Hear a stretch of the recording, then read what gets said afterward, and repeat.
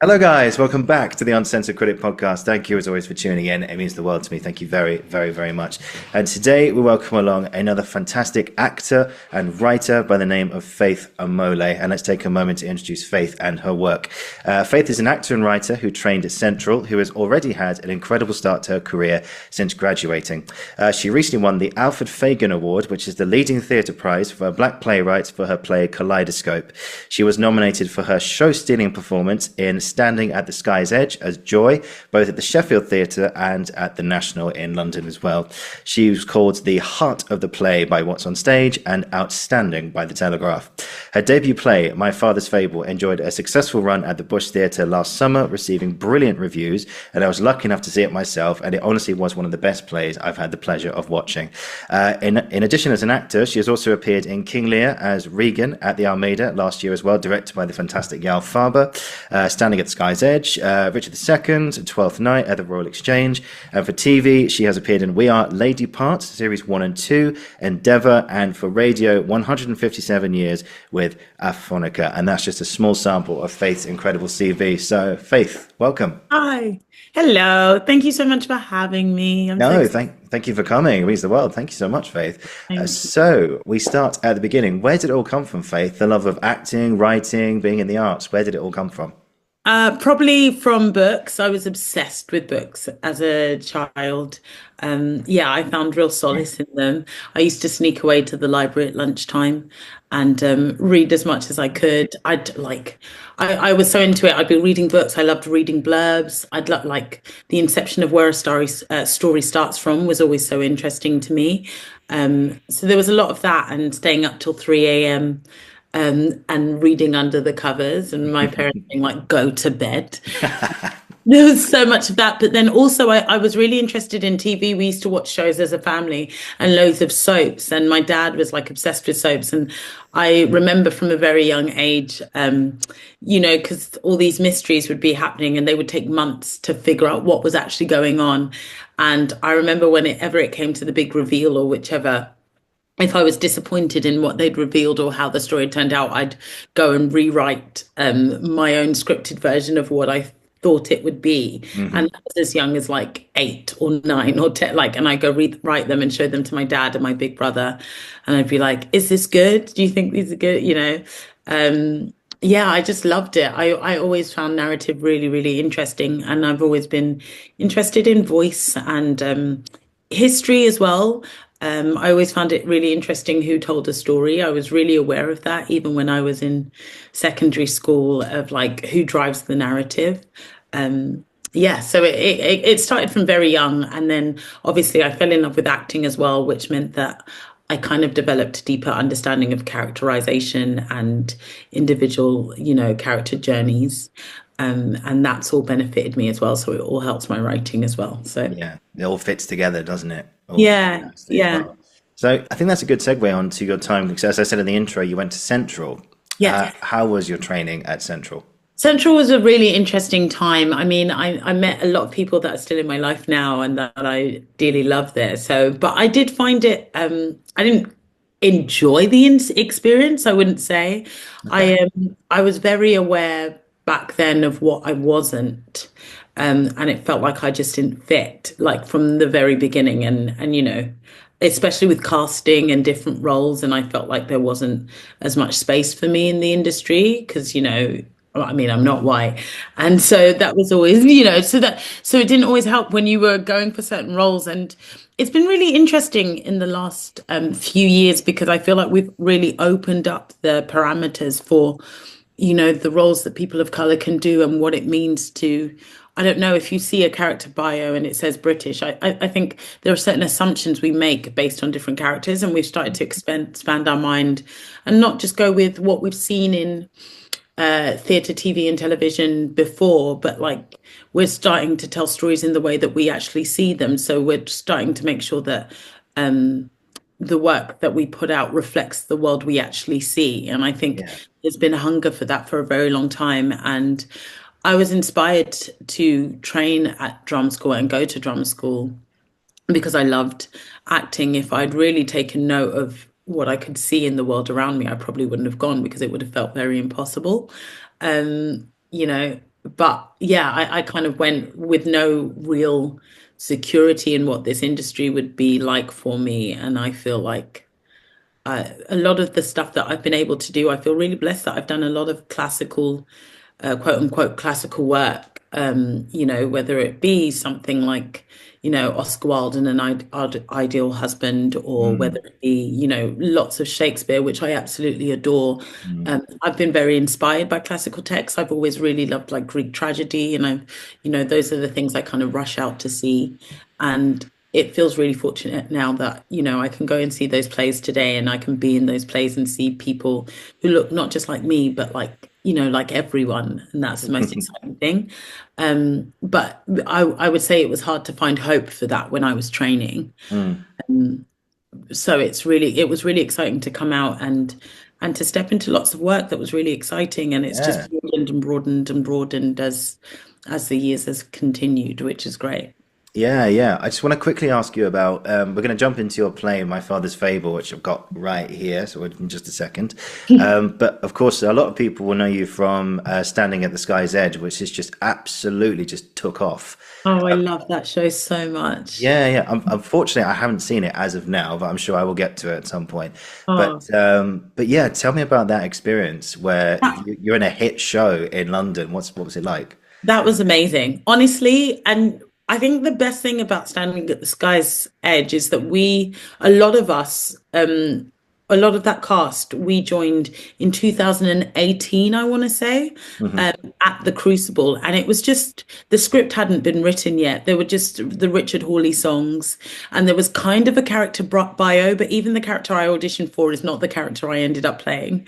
Like lots of things changed in that time. I think Chris Bush was brought on really like, it was going on. And so everybody was like all hands on deck. Mm. So it meant that when we started rehearsing, we were getting scenes, like particularly my storyline. If you've seen Standing at the Sky's Edge, you'll know that it's three timelines. And my timeline, timeline B, we were getting our scripts daily. And so we were learning dances, and I was like, I don't know what my I was like, I don't know what this dance means, because like I'm rehearsing my big number, but I'm like, I don't know why. I always find when you do like I'm journey all the way like that, Yeah, yeah. that's what I like to track. So rehearsing a big number before you know what the like scene that presided it, what like that led up to it was, or before you know what her like what the big breakdowns are Yeah, yeah, in character journey, it's just madness. And I was just like, I don't know what's going on. I don't know who this girl is. And so it was really crazy. But Chris Bush put together something really, really fantastic. And that Standing at Sky's Edge was a really amazing time for me, I'd say, even as like somebody who started to believe that they could put together a character, because as I said, we were like establishing the journey of that character and my character in those early days, and I started to realize that I could take care of a character. yeah. Like maybe it was something subconsciously I wanted to do, but it became like a really important thing to like I was playing a refugee in that storyline, and I'm playing somebody who has an accent, and who is kind of yeah, showing this immigrant experience. And I'd played people with accents that lived in other countries, but I'd never played somebody who had traveled over here and was establishing themselves as part of a community over here. And I really wanted to get that right, because there was, it kind of tied into my parents' story and my auntie and uncle's story. And I Mm. saw a lot of those people, and I really felt it was important to yeah, it was really important that I didn't kind of mess that up. And so that meant that I was really intentional about transition of accent, culture, and how a lot of those things. And it was the first time that I was like, I've got all these stories that in my head, and a lot of my work up until then had been unfinished. Mm. I always wrote, I always found solace in writing, but I never felt like I could take a character from start to finish and take care of them. And I realized, oh, I can do that. And it gave Yeah. me a lot of inspiration that to, start writing things of my own.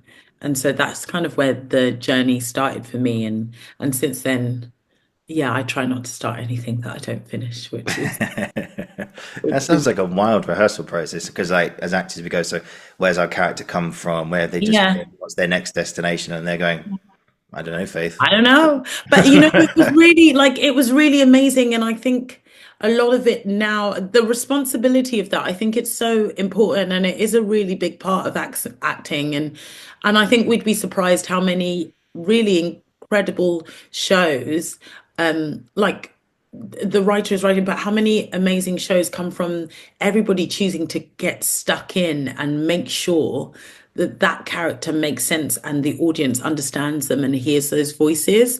Mm. And I talk to a lot of my friends in the industry, and they'll be part of an incredible play. I was talking to I have a friend Hugo who was in King Lear, and he was talking about the Yeah, inheritance and how that was such a crazy ride to get that done, but it was just such a phenomenal play. And yeah, a yeah, lot of those things that go up to the wire, as long as I think everybody understands their responsibility of like, let's make sure this story like lives and let's get it to the audience, yeah.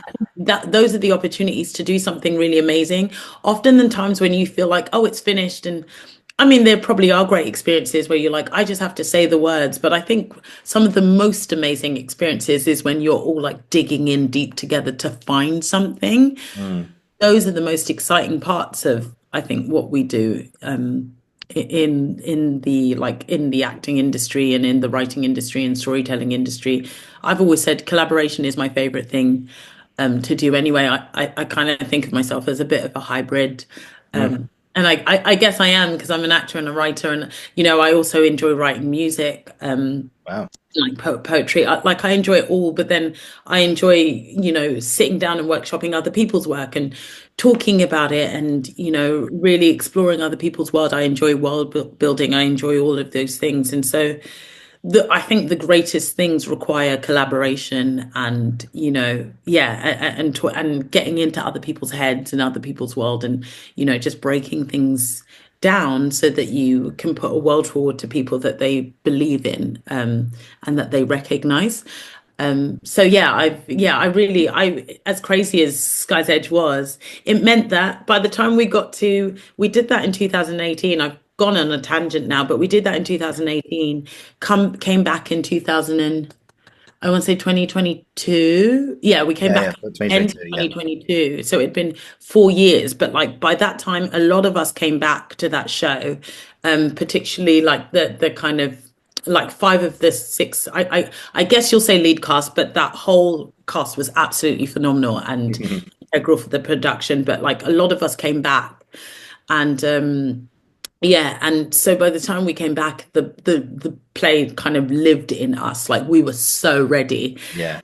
Sheffield was incredible because, the story belongs to them and it is their story. And once you've got their A-OK and well done, you're like, okay, cool. And it was just the most beautiful community to do that show in. And then we got to London, and I don't think we didn't do it because we expected much. We believed in the story and it was kind of the little show that could for us. And we believed in it, but I don't think we expected what happened, which Yeah. was, like a standing ovation at the end of Act One on Preview One. Like, and we were Wow. like, that's Matt. And I've never seen anything like that. But I think it's a testament to like how many people put their heart and soul into that show, Mm.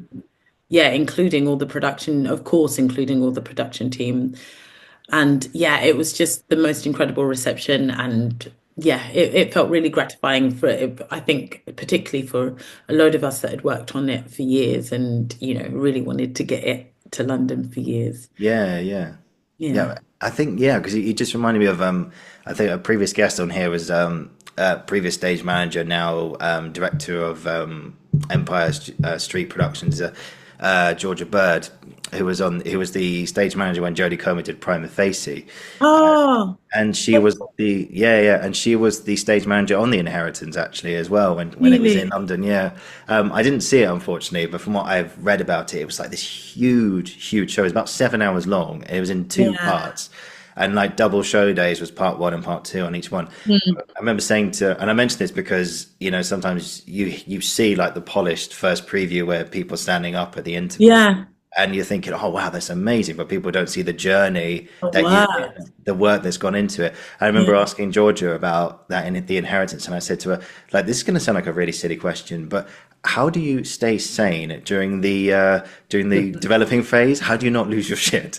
And she went, well, to be honest, we went into hysteria pretty much every day. So and I was like, and I was But like, you've just got to have people that go, we can do that, exactly, because it's exactly. literally that, like, you can either push through and make something that hasn't been seen before and is absolutely amazing, Mm, or you can say, this doesn't feel normal and I don't feel comfortable and I'm scared. So just give me something I've seen and give me something I understand. And you can just do that. Do you get yeah, what I mean? So it's like, I yeah, think the most incredible things, at some point, somebody's going to look at you and go, are you sure?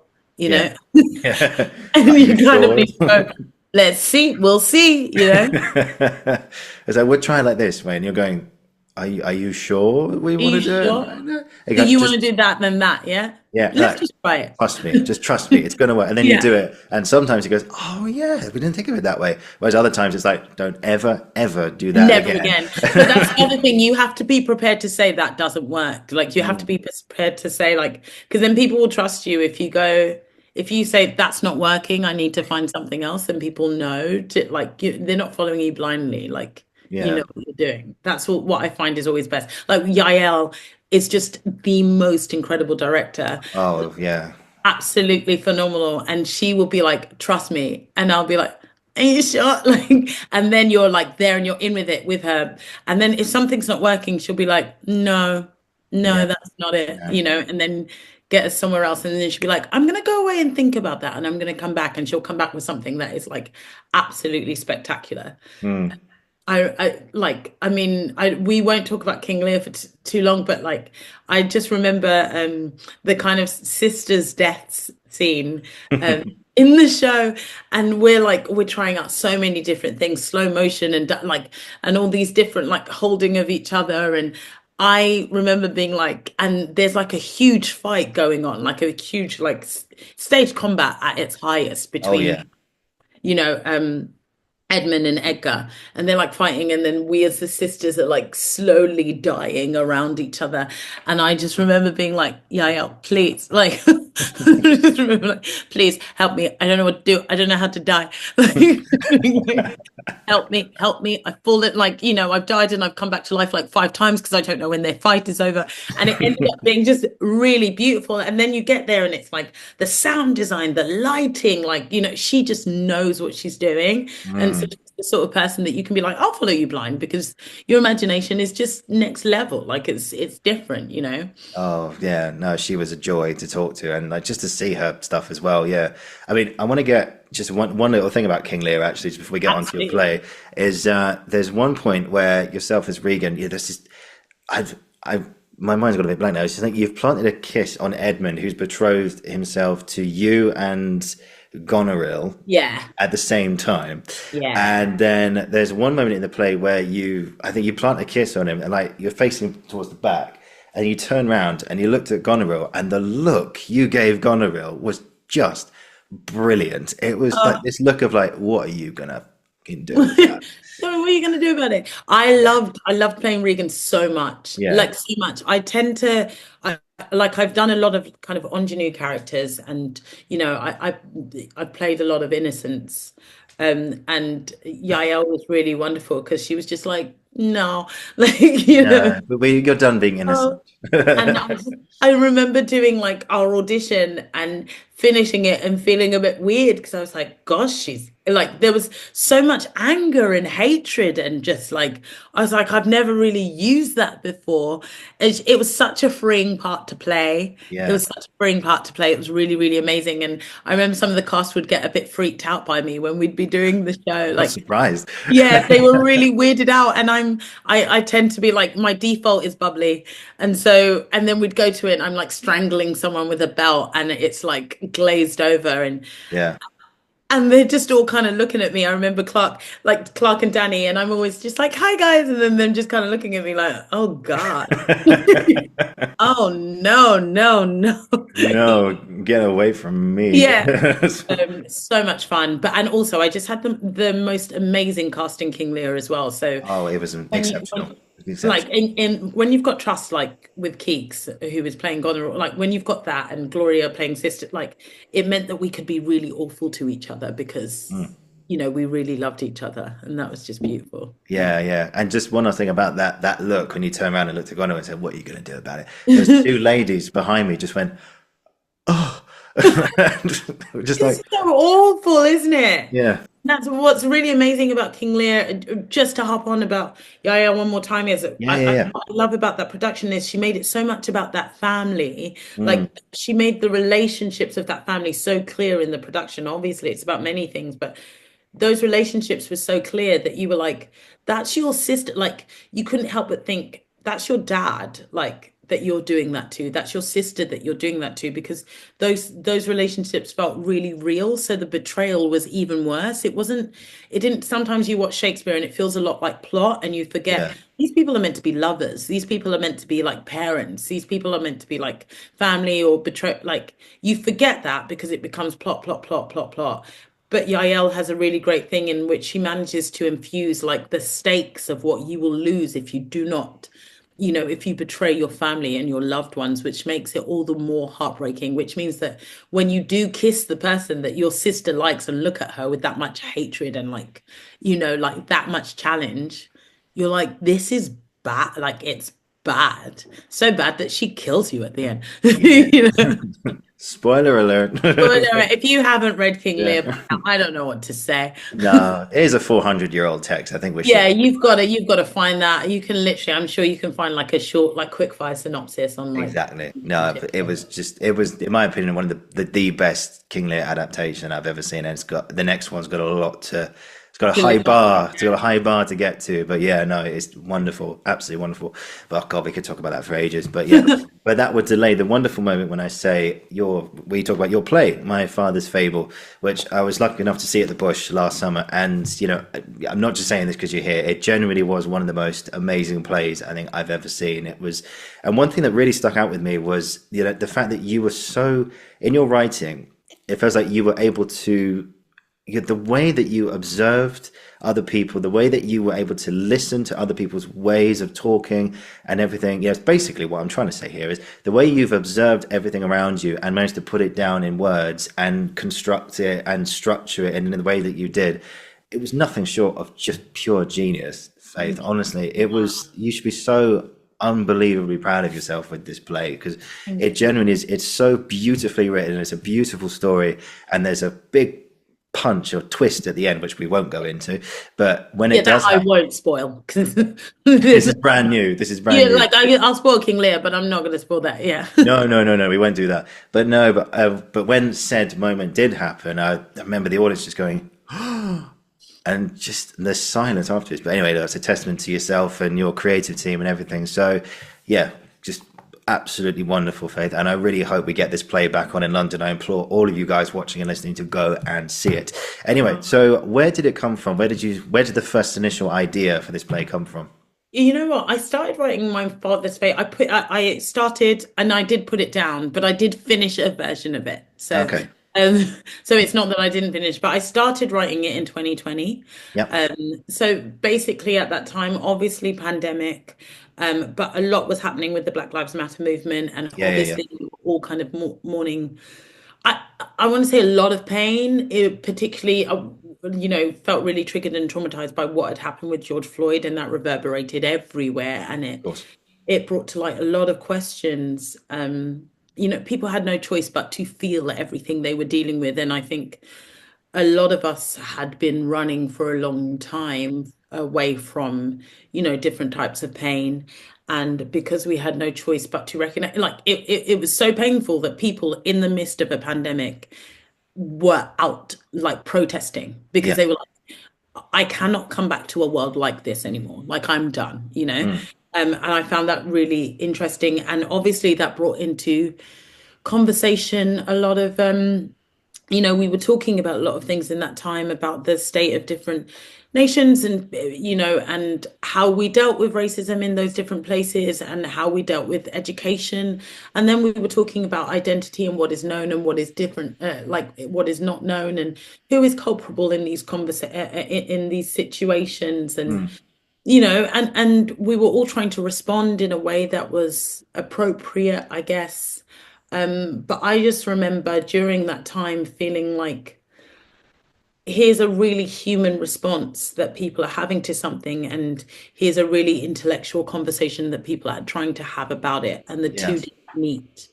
I like, as I've mentioned, I'm second generation here. My parents are Nigerian. They were born there and they came over here. And I know a lot of people in that situation, and I wanted to talk about, I guess, the pain of I guess the pain of I wanted to touch on their pain. I wanted to touch on everyone's pain.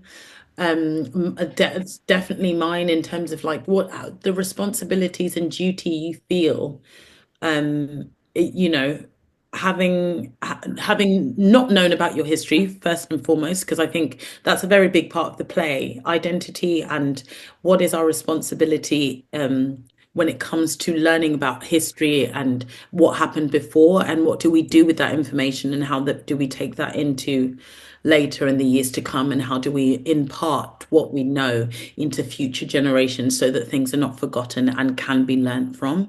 I think Hmm. that's really important. And then I really wanted to, particularly in 2020, in response to all of that, as somebody who is, Black British, I wanted to talk about the idea of your motherland and the land that mothers you, and your relationship with both, and Yeah.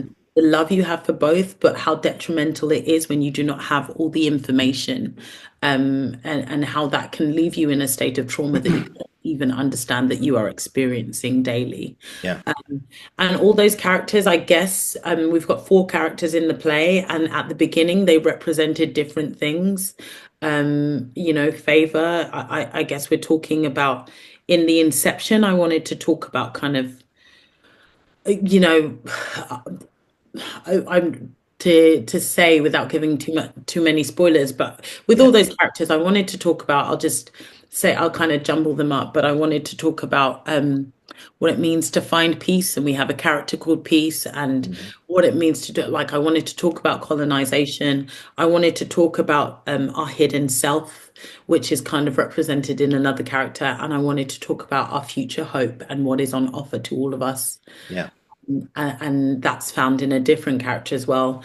But I feel really grateful for what you said about feeling like you've observed real people, because, as I said, my most frustrating thing was that everything was intellectualized. So if these characters in their inception are coming from an intellectual background, I can't keep them there, and they have to become real people in order for an audience to care about them, Yeah. in order for them to buy into their story. And I kept saying on one level it's about so many different things. But I don't mind if the audience understand everything here, like in their head. I want them to feel it in their gut, and I want the feelings that they have throughout that play to kind of remind them of things that they then go and investigate later, and they can have conversations with about later. I think a lot of people found they were laughing and crying and gasping for loads of things that were part of the story, but also sometimes they were crying and they didn't know why they were crying. And I was like, actually, subconsciously, I'm talking to a pain that we've all experienced. And I authenticated Fable in Nigerian culture because it's what I know and it's what I grew up with. But I hope at least it is a play for everyone. A lot of people were coming up to me and saying, this feels like my story in some way. Again, spoilers, so I can't say why. But I think we've all been in a family with secrets. Yeah. Yeah. Yeah. We've all had partners that have a strenuous relationship with our mother, and we've all found out about some stuff about people that are our heroes that that shake our world. And the play is a lot about grief as well, because as I said, I felt like the world was really grieving something that they hadn't allowed themselves to grieve for a long time, and so we kind of the play begins a year after our main character's father's funeral. So, he's died a year prior, and in that time, there's been a lot of unrest and things that have happened. And then it all takes place in one living room. And then we are just stuck. And I Mm. think probably as well, that's going to be inspired by the pandemic and the fact that Yeah. we all Yeah. had to face everything in the house, Yeah. which is mad. I was honestly, yeah, I was running away and all like from everything. I'm not even just talking about, BLM, but I was running away from things like, day to day, like what am I going to do about money? And Yeah. Yeah. like what am I going to have for dinner? And do I want to make banana bread again? I was running away from that by just doing like puzzles all day. I was reading like a book a day as well. I would wake up, Yeah. Yeah. Yeah. read, finish the book, start the next, and like Wow. that's just how I got through, just hamster on a spinning wheel. So I really feel like that inspired a bit of Fable as well. Yeah. Yeah. Um, Yeah.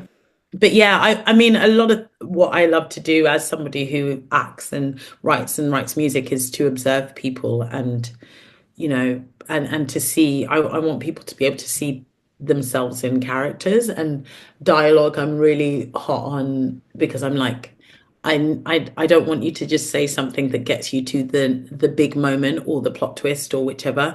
I need you to speak like a real person or I will just switch off. Yeah. Um, Yeah.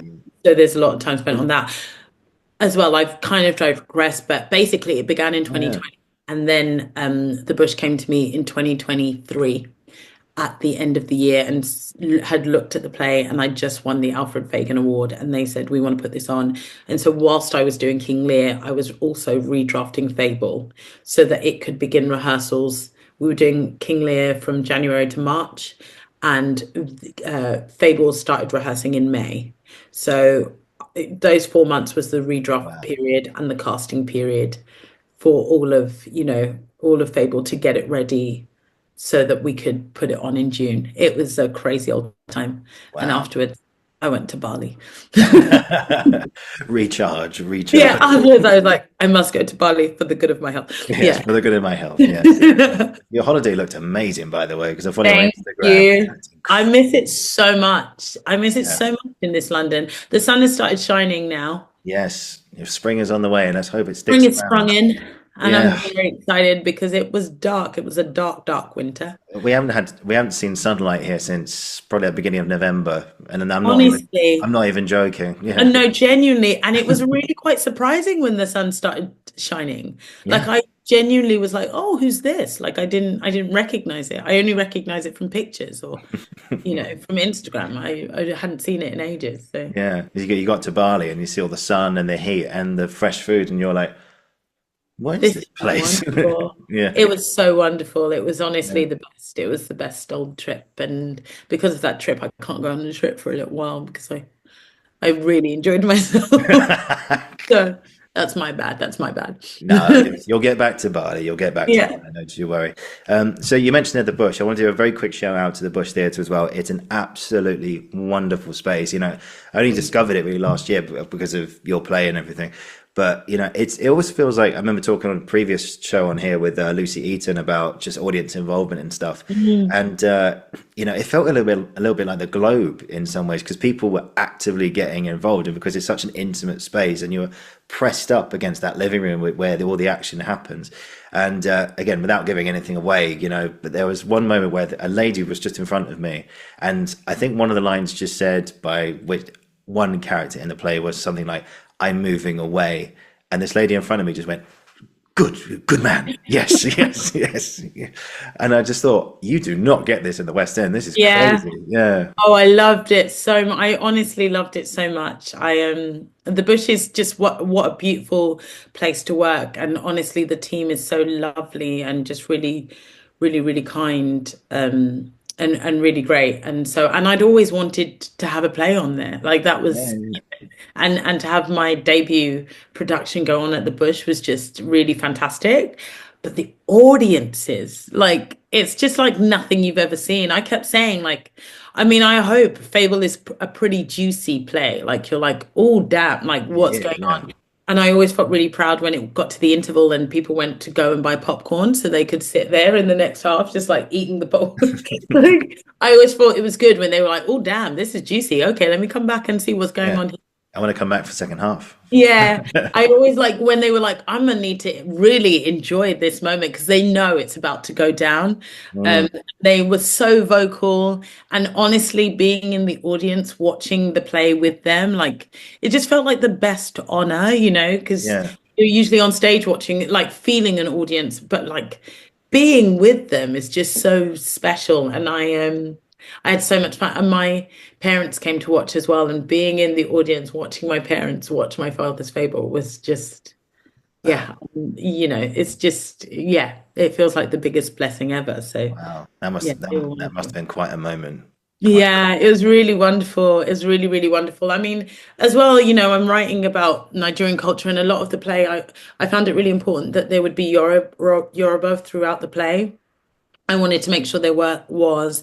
And so for my parents, I think that's really important. I love watching shows in which we just integrate other people's languages and culture into what we watch. And I think it should happen more and more with theatre as well. And I really wanted to make a play in which you don't have to understand everything, like normalize hearing other people's languages and accents in theatre and understanding that it is still accessible to you. I think that's really important. And so for my parents to sit there and, hear Yoruba as people who arrived years and years and years ago, and to be like, my daughter wrote this play is just the biggest privilege. And Yeah. yeah, it was, yeah, really wonderful. And to try and put observations that they've made, into this play, like a lot of their experience as people who, made this land their home. I think it's really important that, yeah, those people see themselves in the play as well. Yeah. Yeah, and I remember, it's honestly, I could sing your praises about this play. Honestly, it's beautiful, Faith. It really is. But I remember that there was an interview you gave. I can't remember the platform which you did it on. So if you're watching and listening, sorry. I think you did this little 20-minute interview. I think you were in the middle of rehearsing Father's Fable, Yeah. actually at the Bush, and then you jumped on a Zoom interview, and then jumped straight back into rehearsals literally afterwards. Yeah. Yeah, I'll find that. I'll find that. I'll see if I can put it in the description, sort of just to credit that. But one thing that jumped out at me was, of course, you mentioned the four characters there. Got their names here. So you've got Peace, Roy, Favor, and Bolu. Did I say that right? Yes. Bolu, Yeah. yeah. And so you got those four there, and you said, and a quote here was really stuck with me. You said, "These four characters felt like I was having a serious conversation with myself." What did you mean by that? I think I mean if you have I was being asked in that interview who is are any of these characters me? And I was Yeah, like, yeah, what I find really interesting is none of them I guess they're all people I feel responsible towards in some way. So they're all aspects of things that like things that I've experienced. I wanted to, particularly with the character Bolu, he was the most amazing character to write, because he, as I say, it's like he's Peace's brother that she discovers that she has, but actually, as a writer, he is the other half of Peace. Like he is an extension of her identity that she's never known about. And I was like, imagine if you're like, and Bolu has grown up in Nigeria and he knows a lot more about his culture than Peace did. And Peace is somebody who thinks that she has a better life because, she wasn't born there, and she has delusions of grandeur about her existence, and in a way thinks she's better because she was born in England, and there's an idea of that. And I kept thinking, what if your ancestors were to have a proper conversation with you and tell you off? Like, what would be the things that they would say? mm, And there was like, whenever I'd write it, I'd be like, say all the things, like, say your worst fears about what your ancestors might say to you, because of the way in which you disregard them or treat them, or think you're above them or better than them. And there's a scene, I think the second scene of the second act of the play, in which Bolu talks to Peace and says some things that are so cutting. I remember the audience just being like, "Oh," like, and all of that. I think that's the most fun with writing, is when you just get to say the thing that you're like most afraid of hearing, that character is most afraid of hearing. mm, And I guess as well, Faber, part of the reason I find she's a bit of a bit of me is because she can be a bit savage. And her humor is one that like I would honestly be like cackling to myself, like writing all her jokes. And and is really complex and doesn't care about being liked. Like, the aspect like there's a part of me that's just when she's just in her element having fun and doesn't care about other people's perception of self, will just say all the funny, shameless things. And Favor was that. And Peace, I guess, is like, yeah, I guess it was like put your worst fears of who you are on a page, and somebody who is trying to be peace at all times. And I think that's who that character is. And then, as I said, Roy is hopes and dreams. I mean, I guess he's hopes and dreams for us all. And there is a love, I guess, that Roy offers in the play, that I personally think will change a person's life and situation. And I guess, Yeah. yeah, in a way, they're all kind of, and like they all borrow different aspects. Roy's a bit of a nerd as well, and maybe that comes from me a little bit. Maybe he spent his lunchtimes in the library. Who knows? But yeah, so in ways they're kind of they all borrow, in a way, from self to make them feel as real as possible. But yeah, I guess what I mainly mean is that they were all having the worst type of, they were all showing themselves in the most honest way, in which sometimes, I might not want to be seen by people. And yeah, so maybe that's what I meant for that. Yes, I can't picture you having a savage side at all. Oh, really? No, it's my humor, Favor's humor. Some of her jokes that she can, yeah, that humor is my favorite. It's my favorite time. But that's my family's humor. Like I grew up with like I grew up with like four brothers. Like, it's intense. It's cut, it's ripping each other all the time. Bad, and everyone's words, like everyone has words all the time. Everyone's very witty, fast, and whichever. And so yeah, so Favor stuff is just, yeah, it's a humor that I enjoy. Oh yeah, for sure. I've just found it. I can't pronounce. Is it Aphrodisiac Theatre Yes. Interview? Yes, yeah, Yeah. that's the name of the channel. So credit to Oh, them they're for wonderful. that quote there. There's another quote I've got down here, sort of self-discovery of identity and feeling British yet attached to another home. So what did you see, explain? Yeah, so I mean, I guess that's Peace's journey as well, That's when Peace's father dies in the play, it unlocks a lot. And I guess if we're going to take it from when I started writing this, Yeah, grief leads to questions being asked about self, and then it opens up a kind of Pandora's box of questions that you have to start asking. yeah, Is it enough to just be who you are, or do you need to understand history to understand your actual pain? Like it, and so yeah, her father dies at the beginning of the play, and as he dies, he says to her, "I'm sorry, I'm sorry, I'm sorry," and it's something that she cannot get away, like she cannot ignore, and it suddenly becomes quite apparent to her that she does not understand everything. And there was like things that she had always accepted about her life and her home and her family, and that relationship falls into question because she's like, what is he sorry for? And Peace, particularly with her relationship with her parents, has to believe that she's okay, because it's mm, not completely normal. And she has to believe everything's okay. The moment she stops believing in that, and that breaks, everything kind of crashes. yeah, yeah. And so that character is realizing that she has, like, what is self? What does it mean?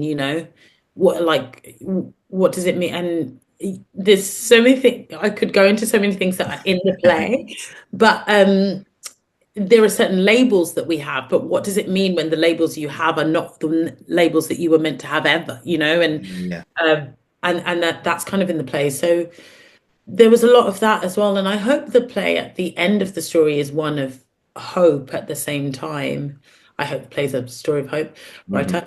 And but, Yeah, quite like I hope that you're able to feel that. And we end the play really at a beginning. It's the start of a story. Once questions are answered, it means that people can start really living, because the understanding is that you thought your life was perfect before, but actually you've never really lived. And so I guess it kind of goes to that as well. I think we all, as we get older, we go through school and education, and we're like, we live on the street we live on, and we meet the friends, and then we get to a certain point where we start going, yeah, but who am I? And what do I want to see in this world before I go? And like, who do I want to meet? And what are the people I want to talk to? What do I want to know more about? If this is my life, like, how do I want to live it? Beyond all the things that I was told I was, from a Yeah. young age. And yeah, so there's a lot of that in Fable as well. Yeah, yeah. It's like you start to unlearn things that you were sort of put on you, like in Yeah.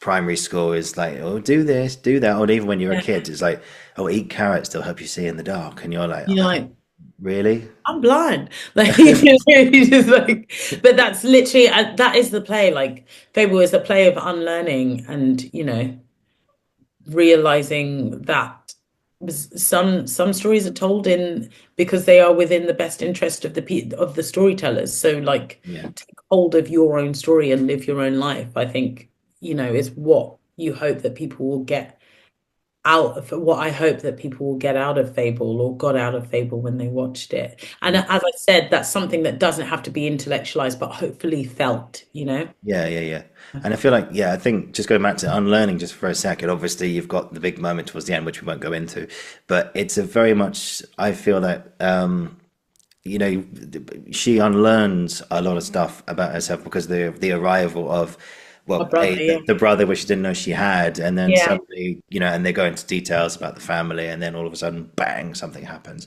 And Mm. then, but then I suppose after that, I suppose you as the writer really, I want, you end the play at a certain point, but do you have like an idea of what happens next for Peace? Like what happens when the curtain goes down? What stories do we not see after that? Yeah, I guess I do, in that yeah, nothing is resolved. So now we become people that have to make choices. And so what we're watching is somebody learn what the state of their actual world, or what life is like. And when the curtain goes down, you have to decide, what are you doing next? I think at the end of the play, the reason why things go so kind of ski whiff and weird at the beginning is because Peace makes a decision that people don't expect her to make, which is why Bolu is on her way over. And she only makes that decision because of grief, because she doesn't really know what to do. The end of the play is when she makes the first decision, like, for herself. This is what I want to do. I'm going. Like, I'm doing this. I'm like, she finally makes a decision. This is what I want out of life. And now we have to see her continue to make choices. But just because she does do that does not mean things are easy. Like, there are certain things. There's a perfect world in which, if you understand the play, there's a perfect world in which, and now I know this, I go and do this, and it's all sunshine and rainbows. But I actually think I don't know how to go into this again without spoilers, but I think there's a No, no, lot of, yeah, but we don't have to. It's all good. yeah, We can but sort there's of, a lot of things that are unfinished, and there's a lot of relationships. It would be great to just walk away from certain relationships, but I don't think you can, not really. So you have to choose what the parameters of those relationships are, yeah, um, sort of set healthy boundaries in a way. Yeah, yeah, and choose like I said, what does your life look like? And you've made a decision, and that's great, but decisions aren't your saving grace. So what if you don't like it? What do you do then? Like, yeah, you this is a character piece is a character that doesn't really know how to say no, not really, or doesn't really know how to say I am not happy, yeah, unless pushed into a corner. Like, yeah. so it's a character that has to start differentiating when they are truly happy, and when something is working and when something is not working. Mm. Um, So yeah, there's a lot of that as well. But I also feel like all those different characters, whilst the world revolves around peace, I think Favor, Bolu, and Roy, they all have their own journeys that they need, Yeah. like we watch them and yeah, maybe relationships with each other is not the best for each other between Okay. all of them. Yeah, yeah. Honestly, we could talk about the dynamics between all the characters, but it's hard to do so without sort of spoiling Yeah, like. without spoiling. Yeah, but no, but I hope we've given people a really good flavor of what this is about, and I really want this play to come back, man. I mean, it's I want to see it again because, like, I don't know if you've had this, but if you see something that you really enjoy the first time around, and then you go again the second time, it's that you start Yeah. noticing things that you didn't pick up the first time. You're like, oh, that's why that bit. Oh, Oh, that's why yeah. that bit links together. It's like, oh, okay, yeah, I missed that last time, but And yeah, I love that. That's my favorite thing about stories is like all the different links and all the different clues. yeah, And even in writing Fable, I'd be like breadcrumb, breadcrumb, breadcrumb, like, link it all. So that by the time everything happens, you're like, of course, like that's what you want them to be like, of course. Also, I think fair game, like whenever you watch stuff, if somebody guesses early, I really don't mind. I'm like, fair game, like as long as you're listening, I'm like, they have to be, we play fair. If you yeah. realize stuff earlier, that's even better because that just means that we're on the same wavelength, like you're really listening. So Yeah, absolutely. Faith, I could talk to you for hours about this play, and of course, I'd love to talk about King Lear as well. But unfortunately, we are pushed for time, so just got a few more things left for you. Just a random question, really, about this is a writer's question or whatever. But did the title come first, or like did the title appear right at the beginning, or did that come later? no, it came later. It Yeah, came later, yeah. It came kind of at the end because I found it really interesting that I mean, he is in it, but obviously he's dead. yeah, So it's like everybody is living the repercussions of the father's story, and I think I found that really interesting. hmm Um, so it kind of at the beginning, I can't even remember. It was some obscure name. It was some obscure name, What was but your the working idea title? of yeah, like I literally have no idea. But Fable, I guess, is about story, and on the front cover you see about the drums, and it's like, yeah, it's somebody who sits down and gathers everybody around to hear a story. Yeah. Um, so yeah, that's kind of where they came from. Yeah, yeah, because I know sometimes the title comes first and then what happens follows, but somehow it sounds like yours. The twist came first for me. That's a good place to start. That's a good place Yeah, to because start. then you just get to work backwards, which is really wonderful. Yeah, Yeah, it's like you know where you're going, you know where the finish line is. It's like, okay, yeah, how do I get there now? yeah. Which is fascinating. But it just means you just you know why everything is going on, so you get to tell them something. You tell them one thing, and then you know that's not true. You just kind of get to lie the whole way through. It's great. Yeah, yeah. Oh, God, I've still got so many questions about the writing process as well. But yeah, Faith, you'll have to come back and we'll have to go in a lot more detail next time. But yeah, but we've got a great sort of position here, which is great. So yeah, just got two more questions there for you, Faith, and I know you've got to shoot off. But so the first one is, what would you say was a bit of advice you wish you heard at the beginning of your career? Well, probably I always say this, remember why you do it. I think it's Yep. so much more important to know why you love to tell, like why you act, why you write. Like don't be so concerned about all the noise around it and kind of focus on there. It means the work remains good or like, you as somebody like you remain committed to the work as opposed to committed to the brand of work or the accolades or the achievement or other people's perception of your work. I think it just adds a bit of integrity. So yeah, I just be like, remember why you do it. Remember that stories do matter. They do change things. Like a lot of our history is built on stories.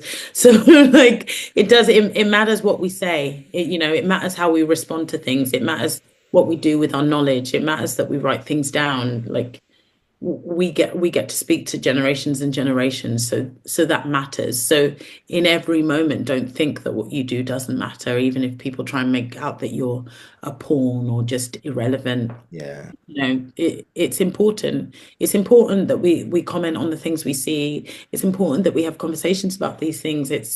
it is important. It matters not just to us and to like, you know, to to people and to the industry. It matters to everyone. It matters to schools. Gosh, like the amount of being in plays or watching things or being in shows where school kids like come and watch, and you're like, we are forming the way people process the world, you know. Mm. We are allowing people to have conversations earlier, like about things that, you know, we're allowing them to think about things. I always find it really amazing when you're in a show or kid like secondary school kids are watching a show and they start off really rowdy, and then by the end they're like weeping and applauding and whichever. Like theatre matters to them, you know, and Yeah. we're changing their understanding. So just remember that. Don't let anybody tell you that it doesn't matter, because you know, Yeah. yeah.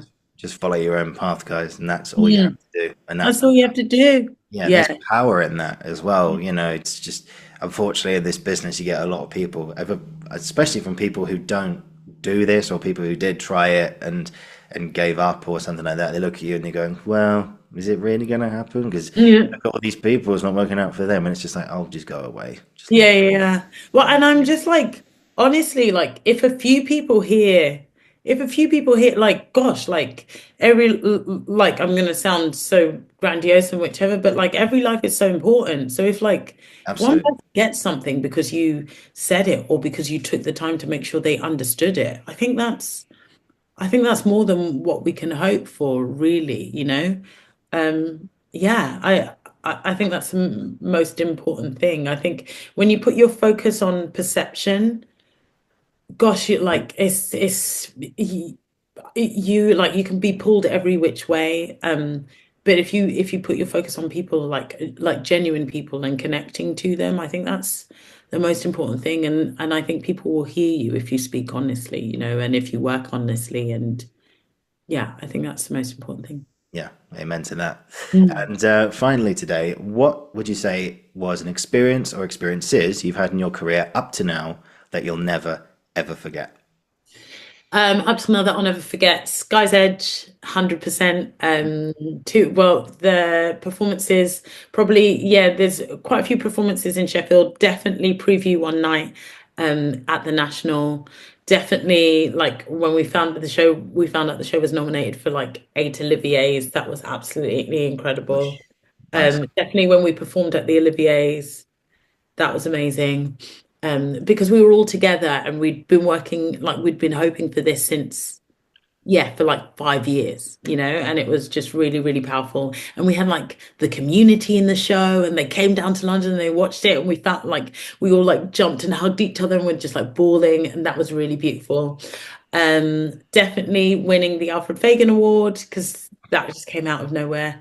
Yeah. And that was for, you know, Kaleidoscope, which is a play that I'm truly, truly proud of. And I just felt really fortunate that people, again, connected with that character. And what else? What else is there? I mean, I don't have to do any more, but I'd say there are definitely some We Are Lady Parts experiences that have been Yeah.